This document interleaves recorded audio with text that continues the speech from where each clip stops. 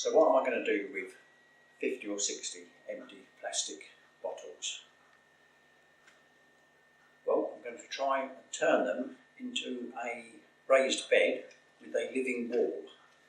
So first step will be to reduce all the plastic bottles down in size a little bit by cutting off the ends.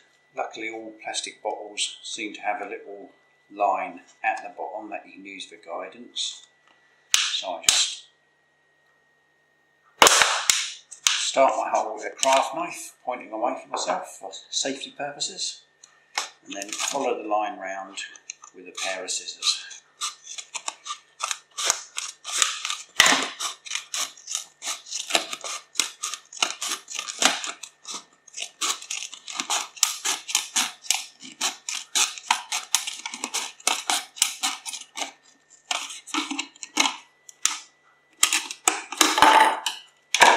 So we have it like that. Now the theory that I'm going to work on is that if I sink the bottle that far into the ground and then fill it up with earth to the top, I should have a raised bed of about 5 or 6 inches into which I can plant something. So as well as acting as a retaining wall for my raised bed, I should gain extra growing space by growing them in the plastic bottles. When I plant them, I'll take the bottle top off so they've got some drainage so the plant's got to be sitting in water. I'm thinking about trying things that like nice fine earth and to grow in straight lines, so maybe try a few carrots and parsnips. Other than that, I might put a few marigolds or maybe a leek. I might try a bit of everything to see which plant likes living in a plastic bottle and see which ones might dry out too quickly. That's the first stage, so only another 50 or 60 bottles to go, and I'll catch up with you a bit later when I've done those.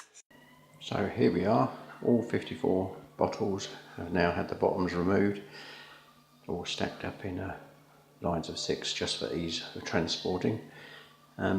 I presume it's more by design than accident, but all the bottles are the same width, which is about 4 inches or 10 centimetres in metric. Presumably they did this so they can stand on the supermarket shelves easily across all the different makes. So there are a variety of different drinks manufacturer bottles here, but they all seem to conform to the 4 inch or 10 centimetre size, which is good for me because it makes working out the dimensions of the bed a lot easier. So I know that 3 wide is about 1 foot, so I can work around that, and the fact that they're all a consistent size means that they should match up nicely for when I try to build the bed. So here we are with my DIY raised bed kits. Came in 56 interlocking parts, which we've dug trenches around, popped the bottles in probably about 3 or 4 inches, and then filled those with soil that we've dug out of the bed to give it a bit of stability just overnight. The next stage will be to fill, probably put a cardboard or paper as a weed suppressant underneath first, and we'll fill the inside and the walls with a mix of soil and compost. And then what we'll probably do, because they're nice deep growing areas, we'll probably put parsnips in every 3rd one of these to see if we can grow 18 parsnips. Maybe a carrot or 2, and might even try a leek in the odd 1 or 2 as well, just to see if they pop up, because we've got a few of those to transplant from the greenhouse. So this is stage 2, and we'll show you what it looks like after we've got everything filled up. Hopefully it'll all hold together. Welcome back to the allotment. We've finally finished our raised bed for free project. As you'll see, I've planted up all of the 56 bottles, I think it was, or 54 bottles. We've sunk them about 3 or 4 inches into the ground, filled them all up with compost, filled bed itself with a mixture of compost and soil we had left over. It's been down a few days, and at the moment all the walls seem to be holding up fine. If they do start to sag outwards, what I will probably do is put a collar of pallet wood just around the bottom, just to give them a little bit of support and block the hole in. But at the moment that seems to be, we don't seem to need to do that. It's been here about a week now, had loads of rain, so I think it'll be quite stable. Now, one advantage of doing it this way is we have living walls. So in the corners we've planted marigolds, every third one we've planted a parsnip seed because we had failures with our main bed of parsnips. We brought some basil down.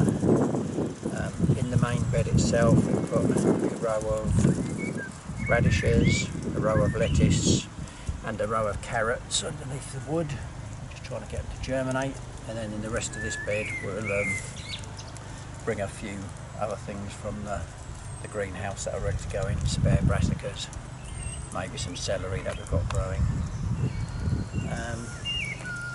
That's about it. Seems to have worked well. Only time will tell if it'll all hold in place, but as I say, we have a plan to reinforce it if it does start to move out. But there you go, that's what I did with 58 plastic bottles. A free raised bed with living walls.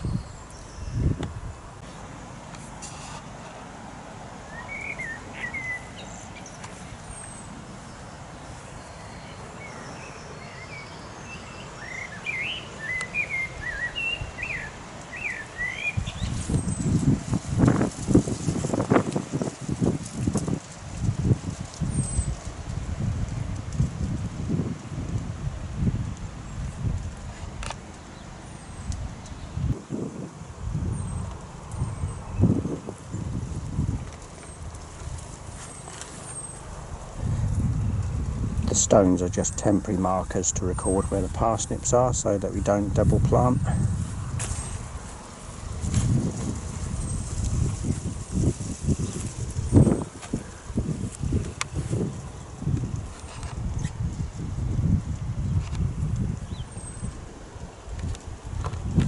So here's a quick sample of the free treasure that we've recently acquired from various sources. We've got a number of plastic flower buckets from Morrison's on the left hand side. We've got quite a few 25 litre water, well, we're going to use it to contain water. We've got them from the local organic yogurt factory. We got in touch with them to see if they had any containers that they were willing to get rid of that weren't of any use to them anymore, that would be suitable for holding water, as we don't have a tap down the allotment. And they kind of let us pop along and get as many of these containers as we could fit in the car. These particular ones were containing distilled water, so we know they're quite safe. There are a couple of others that used soaps, so we need to give them a good rinse out. And the silver packets we got from a well-known American coffee chain who give away their coffee grounds for free. But we shan't be telling you who they are because they have funny tax arrangements. So that's what we've picked up so far. We are always on the lookout for other useful finds. We'll let you know as and when we find anything else.